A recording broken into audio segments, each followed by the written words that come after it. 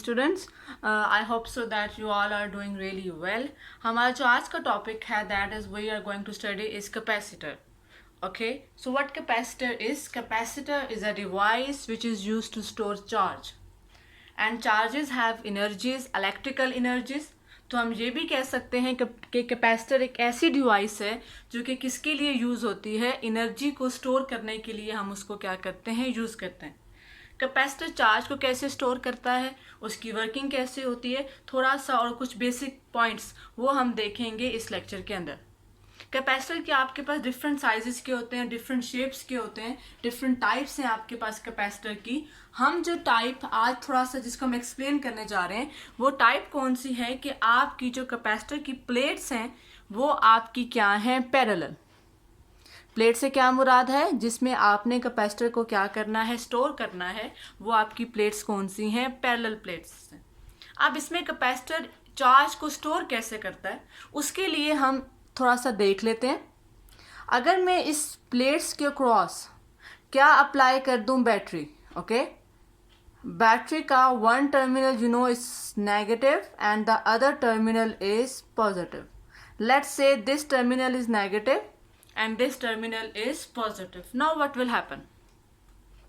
किसी भी सर्किट में जब करंट फ्लो करता है तो basically that is due to electrons.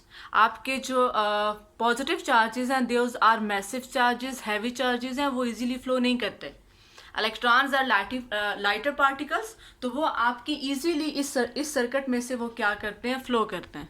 So what we are going to do is, let's say there are a number of electrons, even in this plates there are electrons, and electrons, then this positive will attract those electrons and then these electrons will move toward this positive plates. जब electron इस positive plate की तरफ move कर रहे हैं, electrons इसमें से भी निकल रहे हैं और वो इस पॉजिटिव की तरफ मूव कर रहे हैं, एज अ रिजल्ट यहाँ पर इलेक्ट्रॉन्स की डेफिशिएंसी हो जाएगी. जब इधर इलेक्ट्रॉन्स की डेफिशिएंसी हो जाएगी देन व्हाट विल हैपन, जब इलेक्ट्रॉन्स की डेफिशिएंसी हो रही है तो फिर जहाँ पर इस प्लेट के ऊपर आपका चार्ज कौन सा आ जाएगा, पॉजिटिव. क्योंकि आपको पता है जब इलेक्ट्रॉन अपनी प्लेस को छोड़ता है तो उसकी जगह पर कौन मौजूद होता है, फिर एक पॉजिटिव चार्ज. और अब इधर क्या होगा, यहाँ पे जो नेगेटिव पोटेंशियल है वो इलेक्ट्रॉन्स को क्या करेगा, रिपेल करेगा. नेगेटिव वो इलेक्ट्रॉन्स को क्या करेगा, रिपेल करेगा. तो रिपेल करेगा तो इसका मतलब है यहाँ पर इस प्लेट पे आपका नेगेटिव इलेक्ट्रॉन्स क्या हो जाएंगे, ज़्यादा. तो इट मीन्स इस प्लेट के ऊपर आपका चार्ज क्या हो गया, नेगेटिव, और इस प्लेट के ऊपर आपका चार्ज क्या हो गया, positive. Keep that in your mind. These both charges will be equal in magnitude but opposite in direction. अब कब तक इसके ऊपर पॉजिटिव स्टोर होता रहेगा और कब तक इस प्लेट के ऊपर नेगेटिव स्टोर होता रहेगा, ये डिपेंड करेगा इसके पोटेंशियल के ऊपर. जितना पोटेंशियल इस बैटरी का है, जब उतना ही पोटेंशियल आपका यहाँ पे क्रिएट हो जाएगा. जितना लेट्स सपोज ये 2 वोल्ट है, positive negative, this is also positive negative. जब इधर भी पोटेंशियल डिफरेंस 2 वोल्ट का हो जाएगा तो फिर आपकी जो फर्दर चार्ज है उसकी मूवमेंट क्या हो जाएगी, स्टॉप हो जाएगी. और फिर आपका जो कैपेसिटर है वो आपका क्या हो जाएगा, फुली चार्ज्ड. आप इसको ऐसे भी कह सकते हैं कि लेट्स सपोज आपका यहाँ पे एक इलेक्ट्रॉन है. ओके, आप इस इलेक्ट्रॉन्स को दोनों खींच रहे हैं अपनी तरफ. कौन दोनों खींच रहे हैं अपनी तरफ, एक कैपेसिटर की पॉजिटिव प्लेट खींच रही है अपनी तरफ और एक ये बैटरी की पॉजिटिव प्लेट इसको अपनी तरफ खींच रही है. लेकिन जब इन दोनों का पोटेंशियल सेम है तो फिर ये जिस फोर्स से इस नेगेटिव को अपनी तरफ अट्रैक्ट कर रहे हैं वो भी क्या हो जाएगी, सेम. ये अपनी तरफ उसको खींच रहा है और ये अपनी तरफ खींच रहा है. एज अ रिजल्ट ये नेगेटिव इलेक्ट्रॉन ना इधर जाएगा ना ये इधर जाएगा. तो फिर इसका मतलब ये क्या हुआ कि जहाँ पर आपकी जो फर्दर आपकी जो कंपाइल हो रहा है, आपका फर्दर जो चार्ज ऐड की जो एडिशन हो रही है वो आपकी क्या हो जाएगी, स्टॉप, और आपका कैपेसिटर क्या हो जाएगा, फुली चार्ज्ड. अब अगर हम इस बैटरी को रिमूव भी कर दें, it doesn't make any difference.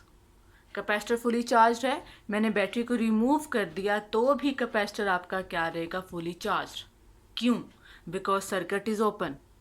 जब सर्किट आपका ओपन है तो आपके चार्जेस फ्लो नहीं करेंगे। जब चार्जेस फ्लो नहीं करेंगे तो आपका इसमें से कोई चार्ज नहीं निकलेगा और आपका कैपेसिटर क्या रहेगा, fully charged.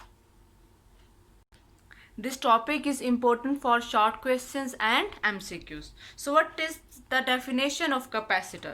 So capacitor is the device which is used to store charge. अगर हम कंस्ट्रक्शन की बात करें तो हर जो टाइप है कैपेसिटर उसकी कंस्ट्रक्शन डिफरेंट होगी। अगर आप स्फेरिकल कैपेसिटर की बात करें तो उसकी कंस्ट्रक्शन डिफरेंट होगी। राइट नाउ हम किसकी कंस्ट्रक्शन की बात कर रहे हैं, हम बात कर रहे हैं पैरेलल प्लेट कैपेसिटर की कंस्ट्रक्शन की। उसकी कंस्ट्रक्शन इज़ वेरी सिंपल। वही डायग्राम जो मैंने अभी बनाई थी उसी डायग्राम को ही आप यहाँ पर दोबारा बना सकते हैं। वो डायग्राम क्या थी बेसिकली, कि कंस्ट्रक्शन में आपको क्या चाहिए हैं, दो प्लेट्स। ओके, आपने क्या यूज़ कर ली, दो प्लेट्स। उन दोनों प्लेट्स के अक्रॉस आपने क्या अप्लाई कर दिया, पोटेंशियल डिफरेंस। ओके, बैटरी आपने अप्लाई कर दी। और जो आपकी प्लेट्स हैं, आई एम सॉरी, जो आपकी प्लेट्स हैं उनके बीच में जो डिस्टेंस है उसको हम किससे रिप्रेजेंट कर सकते हैं, डी के साथ। ओके, तो उनके जो डिस्टेंस है उसको हमने किससे रिप्रेजेंट कर दिया, डी से। ये जो पोटेंशियल है आपका, इसको आपने किससे रिप्रेजेंट कर दिया, वी से। अब इसके ऊपर चार्ज कौन सा स्टोर होगा, पॉजिटिव, और इसके ऊपर चार्ज स्टोर कौन सा होगा, नेगेटिव। तो यही बेसिकली आपकी क्या है, इसकी कंस्ट्रक्शन। और अब हम इसको किस में लिख लेते हैं, वर्ड्स में। So this is your construction, कि आपने पैरेलल प्लेट्स ली, उनके बीच में या वैक्यूम आप रख सकते हैं या आप कोई भी डाइलेक्ट्रिक मीडियम यानी कोई इंसुलेटर भी आप बीच में प्लेस कर सकते हैं। इसको हम थोड़ा इन डिटेल देखेंगे नेक्स्ट, कि अगर हम डाइलेक्ट्रिक मीडियम रखते हैं तो फिर क्या होता है। और जब हम उस प्लेट्स के क्रॉस बैटरी को अप्लाई करते हैं तो फिर प्लेट्स पे चार्ज स्टोर हो जाता है और उन चार्ज के बीच में वही पोटेंशियल क्रिएट होता है जो कि आपका बैटरी का पोटेंशियल है। तो इसके बाद आपका कैपेसिटर क्या हो जाता है, फुली चार्ज। अगर हम इसी चीज़ को इक्वेशन की फॉर्म में लिखना चाहें या मैथमेटिकल फॉर्म में लिखना चाहें, वो कुछ इस तरह से। आप जितना पोटेंशियल अप्लाई करेंगे आपका चार्ज उतना ही ज़्यादा स्टोर होगा। It means we can write, जो आपका चार्ज स्टोर हो रहा है प्लेट्स में, वो जो आप पोटेंशियल अप्लाई कर रहे हो उसके क्या है, डायरेक्टली प्रोपोर्शनल। ओके, और जब भी दो पैरामीटर्स एक दूसरे के डायरेक्टली प्रोपोर्शनल होते हैं और जब आपने कोई कांस्टेंट का सिंबल इसको इक्वल के सिंबल में कन्वर्ट करना होता है तो साथ में एक कांस्टेंट आता है। इस केस में जो कांस्टेंट है that is called your C. And what is C? जब आप ये कह रहे हो कि कैपेसिटर चार्ज को स्टोर कर रहा है तो हर जो कैपेसिटर है उसकी चार्ज को स्टोर करने की जो सलाहियत है वो क्या है, डिफरेंट है। कोई कैपेसिटर ज़्यादा चार्ज को स्टोर कर सकता है, कोई कैपेसिटर कम चार्ज को स्टोर कर सकता है। तो जो कैपेसिटर ज़्यादा चार्ज को स्टोर कर सकता है हम ये कहते हैं कि उसकी कैपेसिटेंस क्या है, ज़्यादा। सो कैपेसिटेंस, ये जो कांस्टेंट है सी, ये किसको रिप्रेजेंट कर रहा है, कैपेसिटेंस को। और कैपेसिटेंस से क्या मुराद है, एबिलिटी टू स्टोर चार्ज। तो ये हर जो आपका कैपेसिटर है उसकी जो कैपेसिटेंस है वो क्या होगी, डिफरेंट होगी। तो अगर हम इसको लिखना चाहें कि आपकी कैपेसिटेंस क्या होती है, which is C, keep in mind, capacitance किसको रिप्रेजेंट कर रहा है, सी को रिप्रेजेंट कर रहा है। तो कैपेसिटेंस क्या है, the ability of a capacitor to store charge, the ability of a capacitor to store charge।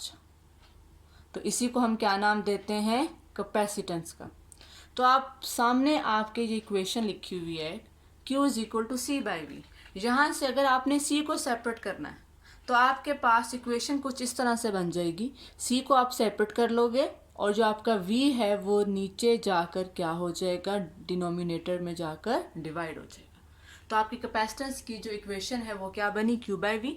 और अगर आप इसका यूनिट बताना चाहें कैपेसिटेंस का, तो कैपेसिटेंस का यूनिट आपका क्या बनेगा, चार्ज का यूनिट क्या होता है, कूलम। पोटेंशियल का यूनिट आपका क्या होता है, वोल्ट, कूलम पर वोल्ट। और वो मिलकर क्या बनाते हैं, फैरेड। तो कैपेसिटेंस का यूनिट क्या है, फैरेड। और फेरेड आपका इक्वल किसके है, कूलम पर वोल्ट के। फेरेड आपका इक्वल किसके है, कूलम पर वोल्ट के। अब ये जो कैपेसिटेंस है इसका कोई ताल्लुक इसके साथ नहीं है कि आप चार्ज को ज़्यादा कर दो तो कैपेसिटेंस ज़्यादा हो जाएगी या पोटेंशियल को ज़्यादा कर दो तो कैपेसिटेंस कम हो जाएगी। ये एक कांस्टेंट फैक्टर है जो कि इसके ऊपर डिपेंड नहीं कर रहा। क्यों नहीं डिपेंड कर रहा? जब आप बैटरी का पोटेंशियल ज़्यादा करते हो तो आपका चार्ज भी क्या हो जाता है, ज़्यादा। आपने पहले पढ़ा ये वाली बात। आप जब बैटरी का पोटेंशियल ज़्यादा कर रहे हो तो चार्ज भी क्या हो रहा है, ज़्यादा। तो इनका जो आपकी जो रेशो है ये Q बाई V की, ये हमेशा क्या रहेगी, कांस्टेंट। फिर से बात को सुन लें। अगर आपसे मैं सवाल पूछूं कि कैपेसिटेंस क्या चार्ज और पोटेंशियल के ऊपर डिपेंड करती है, आपके जहन में आएगा जी कैपेसिटेंस की इक्वेशन में Q बाई V है तो वो Q और V के ऊपर डिपेंड करती है। लेकिन वो नहीं करती। क्यों? जितना आपका Q बड़ा है उतना ही आपका V भी तो ज़्यादा है। और जब आप इन दोनों को डिवाइड करेंगे, जब भी दो चीज़ें डायरेक्टली प्रोपोर्शनल होती हैं और जब अगर उनकी रेशो निकालना चाहें तो वो रेशो हमेशा क्या आती है, कांस्टेंट। तो जो आपकी कैपेसिटेंस है वो चार्ज के ऊपर और पोटेंशियल के ऊपर डिपेंड नहीं कर रही, बल्कि वो किसके ऊपर डिपेंड कर रही है, उसकी फिजिकल कैरेक्टरिस्टिक्स के ऊपर। कैपेसिटर जिस मटेरियल का बना हुआ है, कैपेसिटेंस किसके ऊपर डिपेंड कर रही है, it depends upon physical characteristics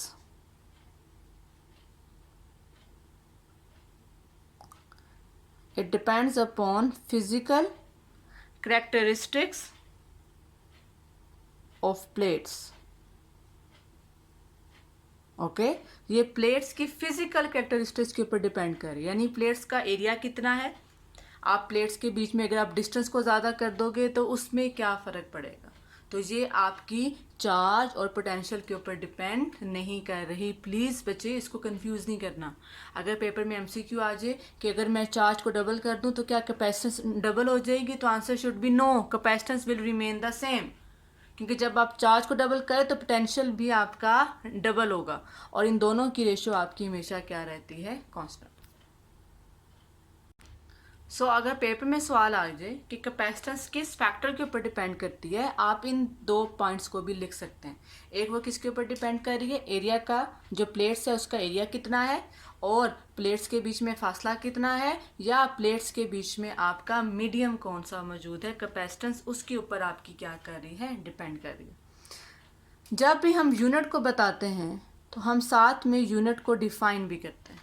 तो अगर आपका पेपर में शॉर्ट क्वेश्चन आ गया डिफाइंड फेरेड, और हमने पिछले टॉपिक में भी ये बात डिस्कस की थी कि जब भी आपने यूनिट को डिफाइन करना होता है आप सारे पैरामीटर्स को क्या पुट कर देते हैं, 1 तो जब भी आपका अगर पोटेंशियल डिफरेंस कितना है 1 वोल्ट और चार्ज स्टोर कितना हो रहा है 1 कूलम का, तो फिर कैपेसिटेंस आपकी कितनी होगी, 1 फेरेड। तो इसी को हम लिख देते हैं। So this is your topic which was about capacitor। इस टॉपिक में हमने जो चीज़ें डिस्कस की वो हमने कैपेसिटर को डिफ़ाइन किया, हमने एक टाइप थी पैरेलल प्लेट कैपेसिटर, उसी कंस्ट्रक्शन को बताया, फिर हमने कैपेसिटेंस की डेफिनेशन की, हमने उसकी इक्वेशन को देखा, उसकी यूनिट को देखा, उसकी डिपेंडेंस देखी कि वो किन फैक्टर्स के ऊपर डिपेंड कर रहा है, और फिर हमने उसकी यूनिट को क्या कर लिया, डिफ़ाइन। तो यहाँ पर जो आपका टॉपिक है कैपेसिटर वाला वो आपका क्या हुआ, एंड। जो आपका नेक्स्ट टॉपिक है वो आपका टॉपिक क्या है कि अब आपने पैरेलल प्लेट कैपेसिटर की कैपेसिटेंस को क्या करना है, फाइंड आउट। तो वो आप कैसे फाइंड आउट करेंगे वो हम देखेंगे अपने नेक्स्ट लेक्चर में।